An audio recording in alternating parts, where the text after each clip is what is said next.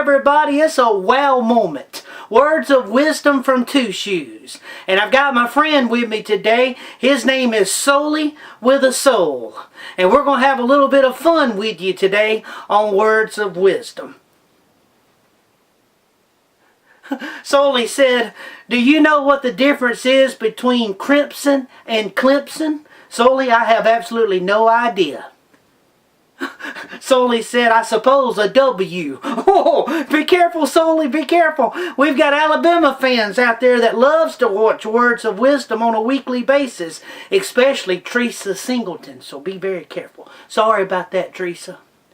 All right, Solely, what's your prediction about the New Orleans Saints and the St. Louis Rams game that's going to be taking place later on today, and the winner gets to go to the Super Bowl?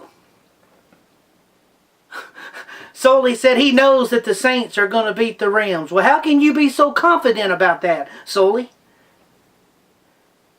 Oh yeah, he says he's reminded of the story with Abraham and Isaac. They were saints, and when they climbed up the mountain, Abraham to offer up Isaac as a sacrifice, God allowed a ram to be caught by its horn in the thicket. God supplied. And you know as well as I do, Solely, that a ram don't stand a chance against a saint. Let's talk about Paul in Philippians chapter 1. His expectations were for Christ to be manifested in his life through his body, whether it was from life or from death. And when Paul was locked up in prison, you would think that people in the community would have been upset about the matter, but they weren't. Some people was even preaching in the kingdom, but yet they were doing it with envy and with strife solely.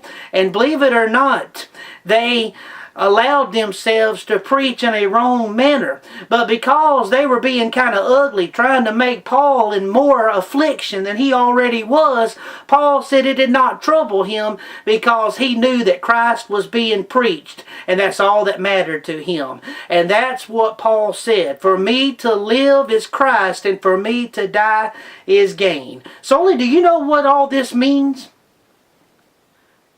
Solely said, you're saying that the Saints aren't going to win today, aren't you? No, Solely, that's not what I'm saying. I'm saying that sometimes our expectations don't come to pass. But yet, no matter what is thrown our way, as long as God is glorified in the situation and receives all the praise from the situation, His will has been done. So let's trust in Him each and every day. May God richly bless you today and every day.